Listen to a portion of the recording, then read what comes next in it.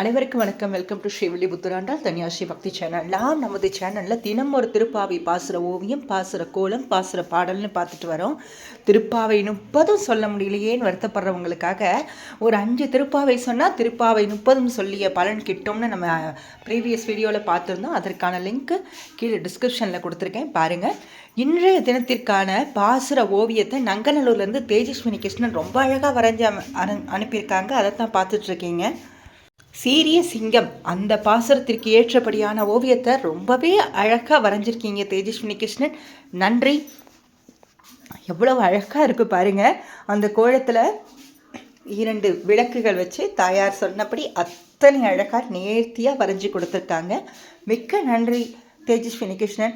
அடுத்ததாக ஸ்ரீவில்லிபுத்தூரிலிருந்து அலமேலு ரங்கராஜன் மாமி நமக்காக தினம் ஒரு திருப்பாவை பாசுர ஓவியம் வரைஞ்சிருக்காங்க.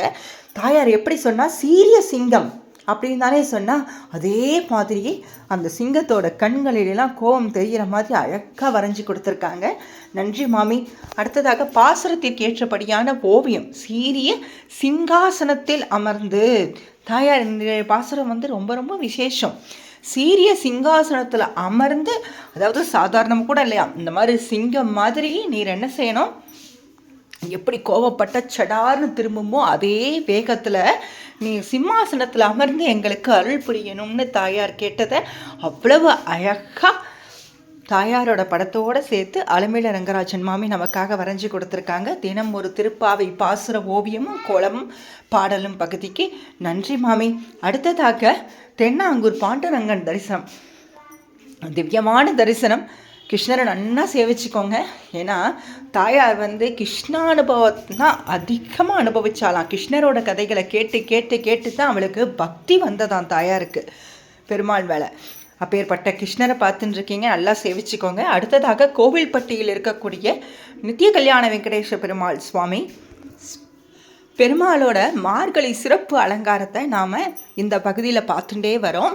இன்றைய தினம் தாயார் சொன்ன மாதிரியே சிங்கம் என்பதை குறிப்பிடுவதன் பொருளாக சுவாமி இன்னைக்கு லக்ஷ்மி நரசிம்ம அவதார பெருமாள் அலங்காரத்தில் காட்சி தரார். நல்லா சேவிச்சுக்கோங்க. ரொம்பவே அழகாக இருக்கார். இன்றைய அலங்காரம் பார்த்துட்டே இருக்கலாம் போல இருக்கு.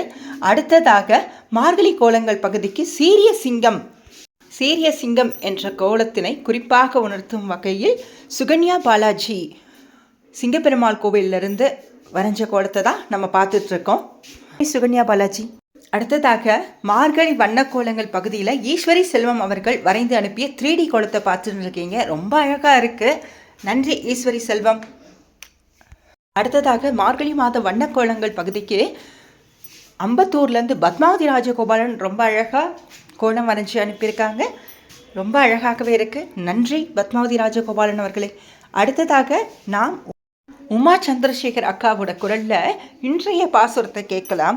இன்றைய தினம் நாம் நமது சேனலில் பிரியாவிடை உற்சவத்தை பற்றி போன ப்ரீவியஸ் வீடியோவில் போட்டிருந்தோம்.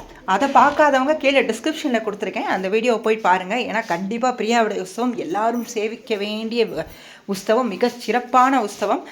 கண்டிப்பாக பாருங்கள். கூடியிருந்து குழந்தையிலோர் எம்பாவாயின்னு சொன்னா இல்லையா, அந்த மாதிரி உங்கள் ஃப்ரெண்ட்ஸ் ரிலேட்டிவ்ஸ் எல்லாருக்கும் அனுப்புங்க. அனைவருக்கும் நன்றி. வாங்க உமா சந்திரசேகர் அக்காவோட குரலில் இன்றைய பாசுரத்தை கேட்கலாம்.